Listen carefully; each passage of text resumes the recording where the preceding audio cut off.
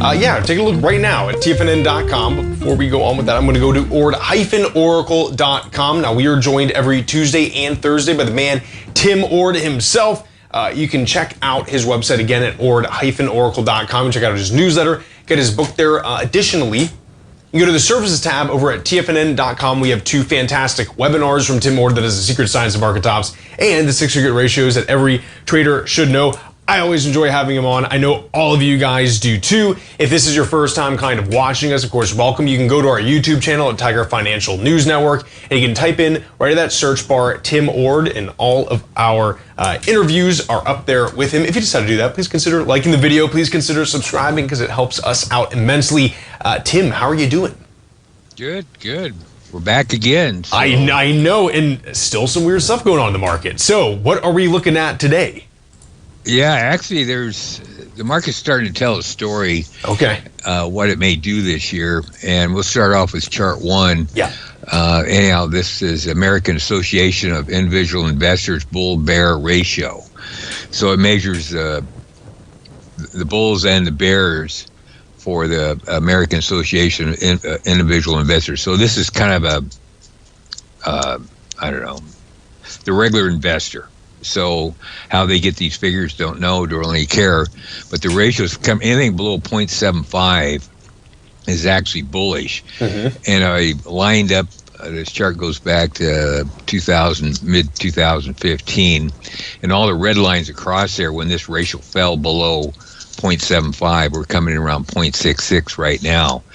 And wherever happened in the big shaded areas are times also when the ratio is below 0.75, and whatever happened in 2022 is kind of an anomaly because the market actually still went down even though the ratio is pretty much in general stayed below 0.75. Mm-hmm. But in general it works pretty well.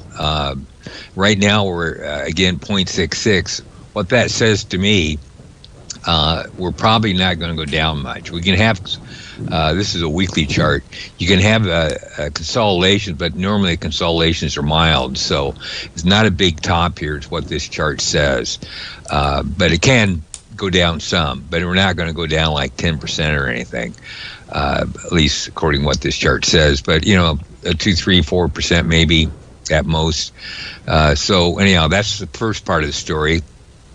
So even though we're probably at a high, the high is not significant. I see. Put it that way. Going to chart 2. Okay. Been showing this chart over the last several weeks. In the bottom window is the 100-day trend. Anything below 0.1, we're coming in 0.99. A lot of times they come at tops. Okay, so you got 2 charts. They're saying kind of different things. Or actually, they're saying the same thing. We're at a top. Anyhow, this chart goes back to 2010, and I marked with lines, blue and red, the times it fell below 0.1 or 1.0. And there's 2 times back in 2013, 2000, looks like about 17, the market actually didn't go down. But if you do the statistics on it, there's 75% of the chance it will go up, even counting the 2 times it went down. So this is probably a high probability trade. What this says, the upside's limited. Just like in chart 1, actually chart 1 says we're at a low. Chart 2 says we're at a high. So, okay, yeah. All right, so bear with me here. So you got a high and you got a low. So what's that mean? Well, we go sideways. Chart 3. Huh? This is a little bit more information what's going to go on. If you notice, we're basically if the market closed today, we'd actually close at a new high. Okay. And if you look at the bottom window, you got the SPX fixed ratio not hitting a new high. So that also says the upside is limited. Yep. But again, chart 1 says downside is limited. Mm-hmm. So anyhow, what we got so far is probably going to, at a minimum, flip sideways. The upside is not going to be anything. The downside is not going to be anything. So where we're actually going to go?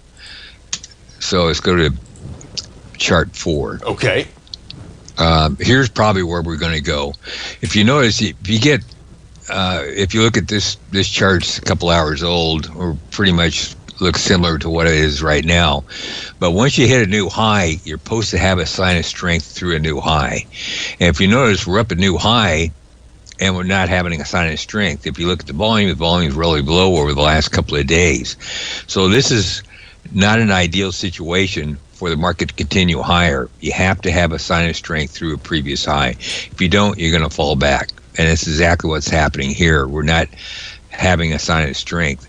Now, if you go down to the VIX part of this chart, which is second window up from the bottom, pretty much we're unchanged.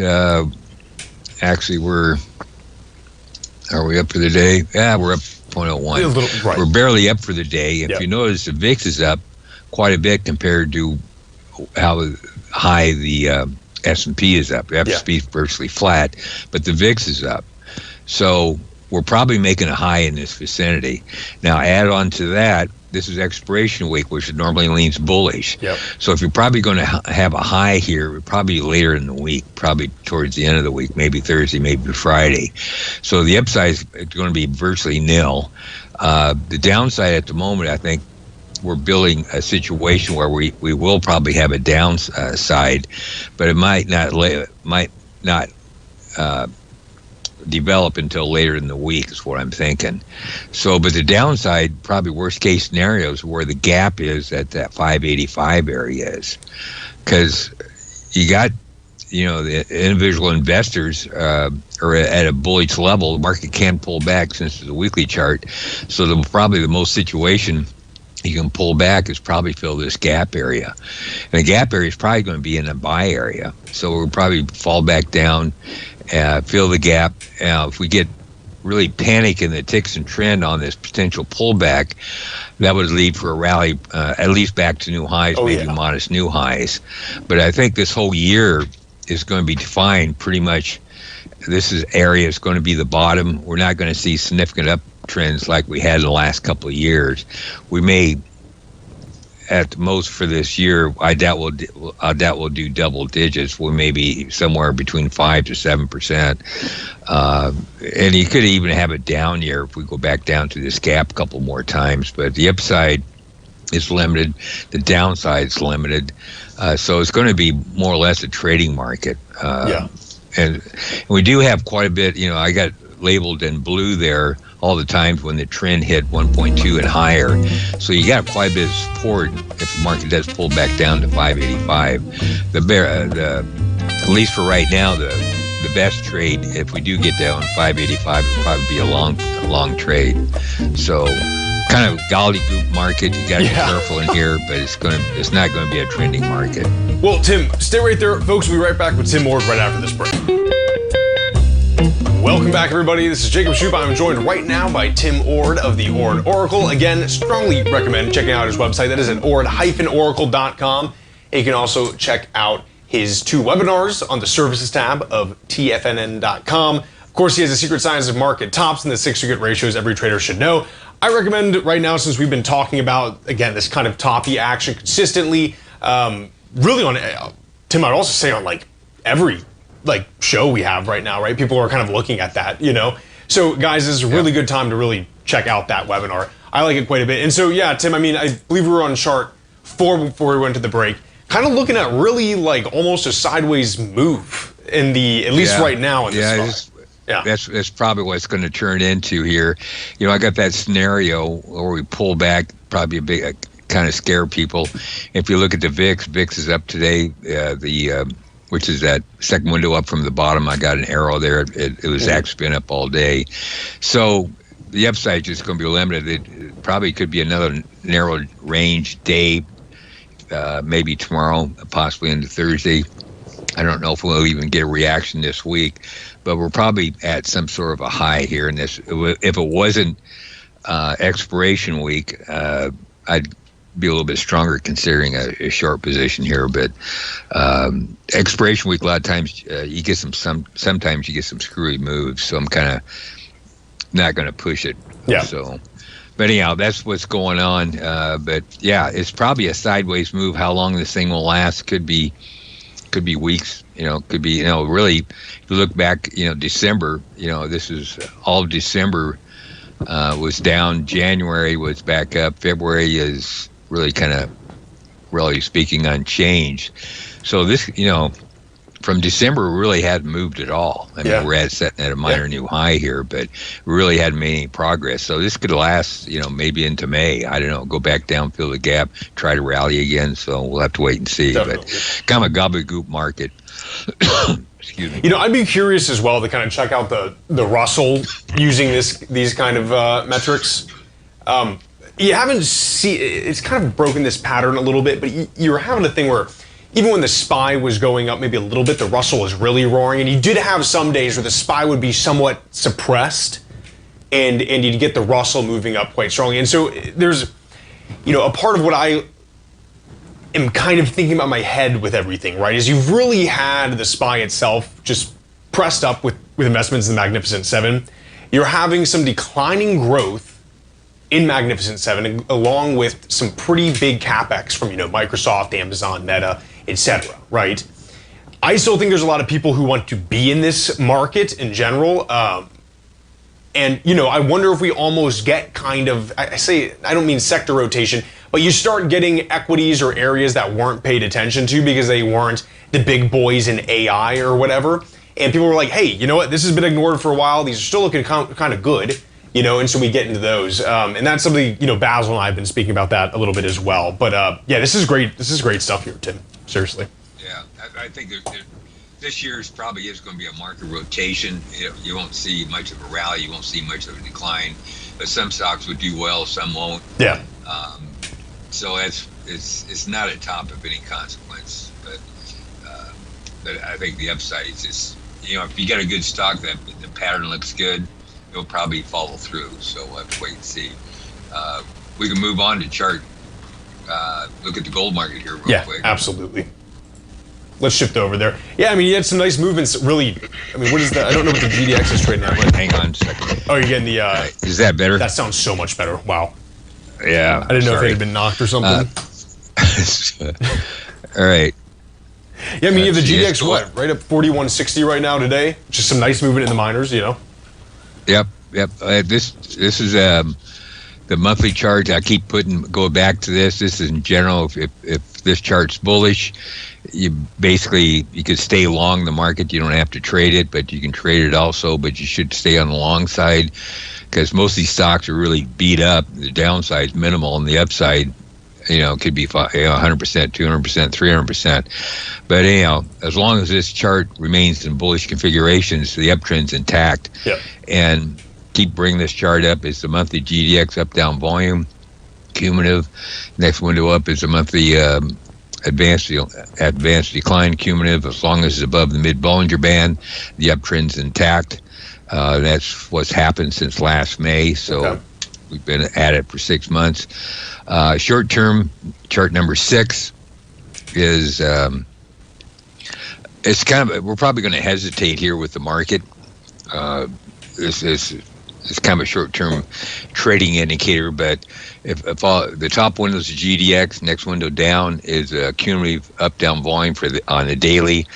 Next window down is a cumulative advanced decline on the daily. The bottom window is the daily GDX GLA ratio. When 3 of the 4 hit the upper Bollinger Bands, normally you get consolidations, and all those blue dotted lines in the past where those consolidations happen. So they're not long-term tops, but the market can flip sideways here for several weeks or a couple of weeks, I don't know. But it's not a top of any consequence. But the upside, we had a decent run from 34 to 43 or something. And the market's due for consolidation, but the downside is not much here. Let's flip to chart 7. Now, this chart, if you look at top windows GDX, and I have a red line, I have a circle there, which is basically pointing out that we're at the previous highs of 2020 and 2024. We're up around that 43 area. So we're running against some previous highs. So it's a normal area where the market may stall. And right below that circle, I have a red dotted line, horizontal line, which is basically the previous highs. It's probably the worst case scenario. You may pull back down to that 39 area. Yep. and build a base right below the breakout area, which is around that 43 area. So I think that's probably what the market's going to do.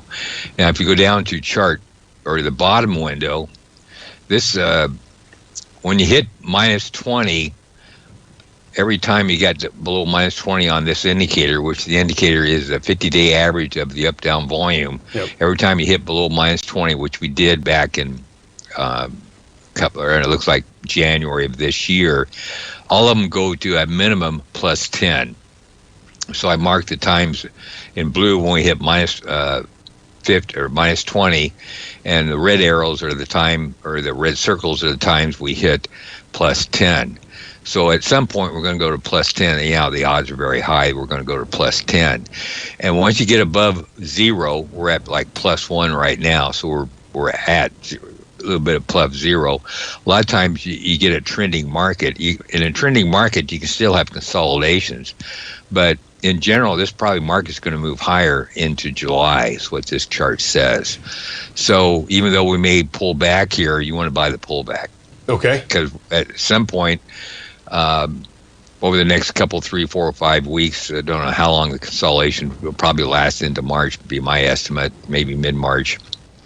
At some point, you're going to have a sign of strength through, let's go back to the top window, you're going to have a sign of strength through that 43 area, and it's going to be explosive. The reason why it's explosive, this chart goes all the way back to 2020.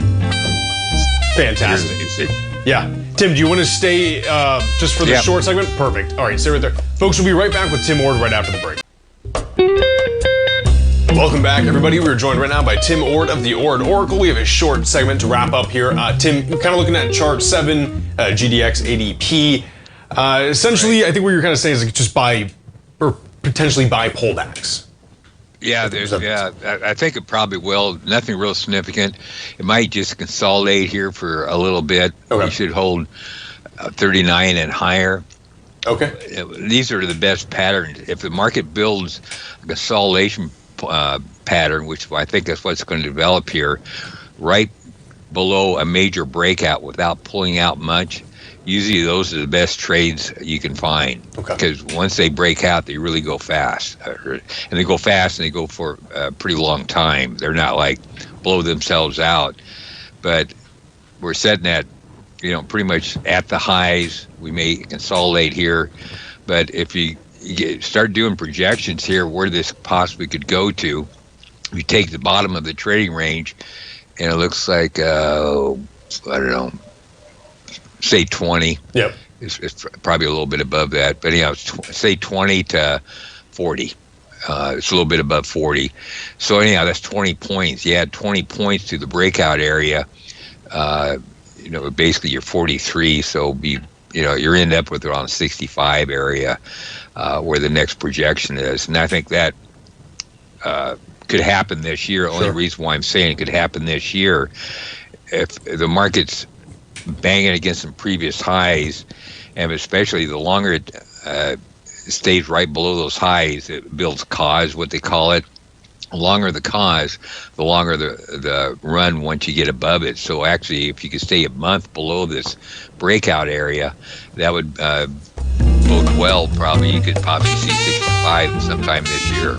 So fantastic. Yeah, it's a pretty good pattern to watch. We'll be watching real carefully. Yeah, absolutely. And I'm ready for these guys to even move higher. I mean, GDX has been doing substantially well. But Tim, thank you so much for joining us. Well, guys, go check out Tim Ord's website at ord-oracle.com. Tim, we'll see you Thursday, okay? Great, sounds good. Thank you. Folks, thank you so much for joining me today. We'll see you tomorrow morning, 9 a.m. for the morning market kickoff. Take care.